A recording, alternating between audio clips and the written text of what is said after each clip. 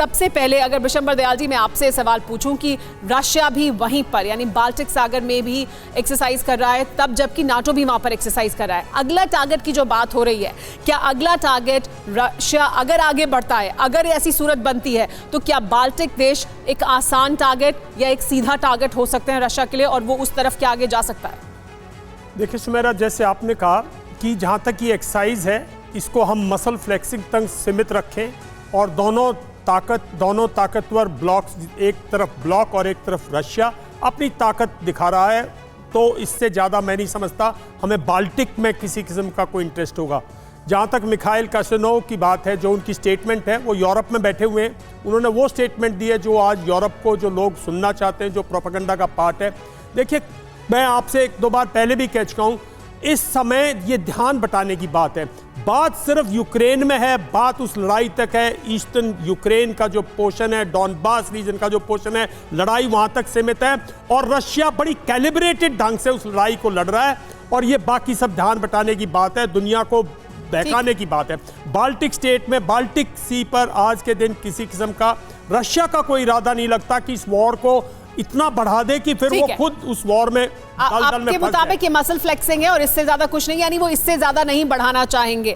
हमारे साथ महेश सचदेवा जी भी मौजूद है। महेश सचदेवा जी, क्या आपको लगता है कि ये हो सकता है कि इस तरह के हालात बने अगर रशिया ये सब जो अभी कर रहा है यूक्रेन में, इसे वो सफलतापूर्वक आगे बढ़ा पाए और वो जो मकसद उसका है उसे हासिल कर पाए, तो क्या उसकी महत्वाकांक्षाएं इस हद तक बढ़ सकती हैं कि वो नाटो देशों को तोड़ने की भी बात सोचे और बाल्टिक देश उसका निशाना हो? ऐसा संभाव्य तो है, पर ऐसी हैसियत रूस की मेरे ख्याल से अभी नहीं है। पहली बात तो ये कहना चाहूँगा कि स्वीडन और फिनलैंड के नाटो ज्वाइनिंग से इसका संबंध है, क्योंकि ये दो देश ज्वाइन करना चाहते हैं नाटो और रूस ने इनको धमकी दी थी कि उसका खामियाजा उनको भुगतना पड़ेगा अगर वो नाटो में जाते हैं, तो ये सहल कदम नहीं होगा। रूस इनके खिलाफ कुछ ना कुछ करेगा। और दूसरी तरफ बाल्टिक देशों एस्टोनिया, लाटविया और लिथुआनिया, ये सबसे बाद में सोवियत युद्ध संघ में शामिल हुए थे और सबसे पहले निकल गए थे।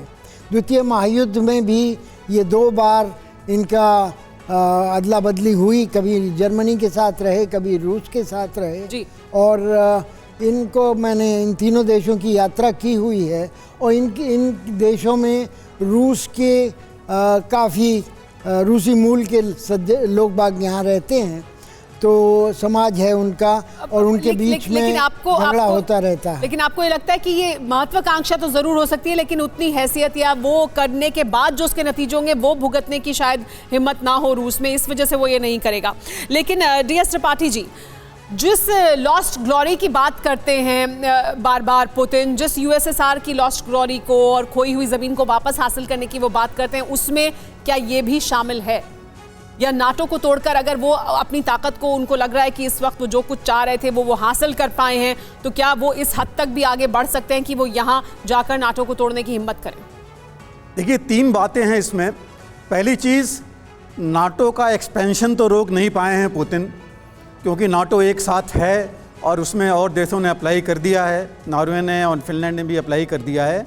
लेकिन जहाँ तक अभी परसों का भी स्टेटमेंट पुतिन का यही था कि हम अपनी ज़मीन वापस लेंगे, क्योंकि पुतिन का अगर आप इतिहास देखें, हम सबको पता है उन्होंने कहाँ नौकरी की, कहाँ थे, KGB से लेके हर एक जगह, और उनको ये सबसे बड़ा दुख है शुरू से कि जो ब्रेकअप हुआ था रूस का, और वो उससे सहमत नहीं है, वापस लेना चाहते हैं। तीसरी चीज़, जहाँ तक लड़ाई की बात है, ऑलरेडी यूरोपियन यूनियन में देखिए डिवीज़न हो चुके हैं। फ्रांस, जर्मनी और हंगरी, ये जो है जितने रिस्ट्रिक्शंस हैं उनके साथ जो सैंक्शंस लगे हैं उससे सहमत नहीं हैं। तो ऑलरेडी पुतिन ने थोड़ा बहुत कर दिया है ऑलरेडी कि डिवीज़न इनके बीच में हो रखा है, यूरोपियन यूनियन के बीच में। तो और जहाँ तक लड़ाई का सवाल है, ये लड़ाई इतनी जल्दी खत्म नहीं होगी, क्योंकि कोई खत्म करने के मूड में नहीं है। लेकिन एक डिवीजन पैदा करना इस वजह से कि डिवीजन है कि हम किस तरह से डील करें इस पूरी सिचुएशन से, और एक डिवीजन पैदा करना कि वो जाकर हमला करें और नाटो देश पर हमला कर दें और उनको अपने में शामिल कराने की कोशिश करें, उसको क्या नाटो ऐसे ही देखता रहेगा और फिर क्या होगा, दुनिया के महायुद्ध की तरफ आगे बढ़ेगी, ये तमाम सवाल हैं। लेकिन उससे पहले आपको बताते हैं, बाल्टिक देश में रूस की हलचल अचानक बढ़ी है। कैलिनिनग्राद में रूस ने सैन्य बेस को बढ़ाया है। कैलिनिनग्राद पर पुतिन की सेना की एक्सरसाइज हो रही है। बाल्टिक सागर पर रूस की कैलिनिनग्राद से नजर है, यानी रूस लगातार नजर बनाए हुए है बाल्टिक सागर पर, और वहां रूस की तरफ से हलचल तेज हुई है, यानी दोनों तरफ से आमने सामने बाल्टिक सागर में एक्सरसाइज की जा रही है। और इस एक्सरसाइज का नतीजा ये है कि एक दूसरे को अपनी ताकत पूरी तरह से दिखाने की जो कोशिश है, अगर नाटो वहां एक्सरसाइज कर रहा है बाल्टिक सागर में, तो रूस भी उससे पीछे नहीं है। और रूस ने भी एक कोशिश की है कि वो भी यहीं पर आकर एक्सरसाइज करे, ताकि वो ये बताए कि हम किसी भी सूरत में पीछे हटने के लिए तैयार नहीं हैं।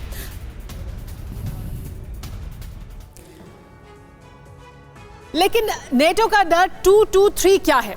एक दरअसल नेटो का डर है 223। ये क्या है, ये आपको समझाते हैं। देखिए, ये जो मैप है ये आप इस वक्त देख रहे हैं, इसमें आपको रूस, यूक्रेन, बेलारूस और उसके बाद जो बाल्टिक देश हैं वो दिखाई दे रहे हैं। लेकिन जो आपको दिखाई दे रहा है वो रेड डॉट कैलिनिनग्राद, ये वो इलाका है जो रूस के कब्जे में है, लेकिन ये सीधे तौर पर रूस से जुड़ता नहीं है, ये बेलारूस के जरिए रूस से जुड़ता है। और ये जो इलाका है वो 223 किलोमीटर का है। रूसी सैन्य अड्डा इस्कंदर यहाँ पर है, इस्कंदर मिसाइल यहाँ पर तैनात है। लगातार यहाँ पर सैन्य अभ्यास किया जा रहा है। 1945 से कब्जा है इस जगह पर रूस का, और स्टालिन ने इस जगह का नाम बदला था। इससे पहले ये जर्मनी के पास था, लेकिन उसके बाद ये रूस के कब्जे में आया। और इसका जो पूरा इलाका है, इस इलाके का रूस के लिए कैलिनिनग्राद एक अहम सैन्य अड्डा है पूरे यूरोप के लिए। लेकिन ये जगह एक बड़े खतरे की तरह भी है, क्योंकि बाल्टिक सागर में यूरोप और नाटो को रोक सकता है रूस, क्योंकि यहाँ उसने अपना सैन्य अड्डा बनाया है। भविष्य में युद्ध होने पर कैलिनिनग्राद मेन लॉन्च पैड होगा, और कैलिनिनग्राद में सैन्य शक्ति तेजी से रूस इसी वजह से बढ़ा रहा है। यहीं पर परमाणु मिसाइल हमले का अभ्यास भी रूस का बड़ा एजेंडा है। नाटो को चुनौती देने के लिए पूरी तरह दरअसल तैयार है रूस। और देखिए, ये जो जगह है कैलिनिनग्राद और बेलारूस, इसके बीच में सुवाल्की गैप या सुवाल्की कॉरिडोर जिसे कहते हैं, वो जगह भी है, जो बहुत छोटा सा इलाका है, लगभग 100 किलोमीटर का। या वो जो इलाका है उसके बारे में कहा जाता है कि अगर उसे कभी भी कब्जा लेगा रूस और बेलारूस, तो फिर वो पूरी तरह से पोलैंड को काट देंगे इन बाल्टिक देशों से। और इस जगह पर दोनों तरफ से, यानी रूस बेलारूस की तरफ से भी और नाटो की तरफ से भी 2017 में ये एक्सरसाइज की गई थी कि अगर इसे कब्जा लिया जाए तो फिर क्या होगा। इसी वजह से इस इलाके को का डर जो है वो ज़रूर है। लेकिन डी के पांडे जी, ये जो जगह है, ये हम जिसकी बात करें कैलिनिनग्राद, ये एक बड़ा सैन्य अड्डा और अहमियत का सैन्य अड्डा है रूस के लिए, अगर वो नाटो पर और यूरोप पर अपनी जो नज़र है वो बनाकर रखना चाहता है। देखिए, दो बहुत ही महत्वपूर्ण बातें हैं। पहली बात तो ये कि जो लोकेशन है कैलिनिनग्राद की वो बहुत ही दिलचस्प है, चारों तरफ से घिरा हुआ है नाटो कंट्रीज से, और इसका क्षेत्रफल जैसे बताया 223 स्क्वायर किलोमीटर ज़्यादा नहीं है, और पॉपुलेशन में लगभग 4.5 लाख के आसपास है। महत्वपूर्ण क्या है कि वहाँ पर वार्म और वाटर इनका पोर्ट है, जो यानी कि जब सर्दियाँ होती हैं, टेम्परेचर सब जीरो लेवल पहुँचता है, तब वो पानी वहाँ का जमता नहीं, तो उनके जो स्मॉल वेसल्स हैं वो भी एक्टिव रहते हैं। और ये भी कहा जाता है कि एक सूचना के हिसाब से कि 24 न्यूक्लियर इस्कंदर मिसाइलें भी वहाँ पर हैं।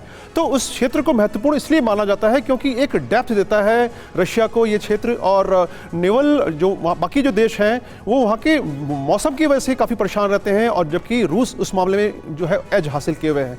तो जिस प्रकार से एक आक्रामक रुख है, जो पोस्चरिंग है रूस की, वो हमेशा वो एग्रेसिव रही है। अभी भी कहा जाता है कि 1 से 2 लाख सैनिक हैं आज की तारीख में भी, क्योंकि अगर संभावनाएं तेजी से विचलित होती हैं और महायुद्ध की तरफ बढ़ता है और नाटो देश रूस पर अगर हमला करने का प्लान करते हैं और बाल्टिक क्षेत्र में अगर आते हैं, तो निश्चित रूप से यहाँ पर भी रूस को चौकन्ना होकर सुरक्षा प्रदान करनी होगी। और ये फिर अहम होगा, ये जगह बहुत अहमियत रखेगी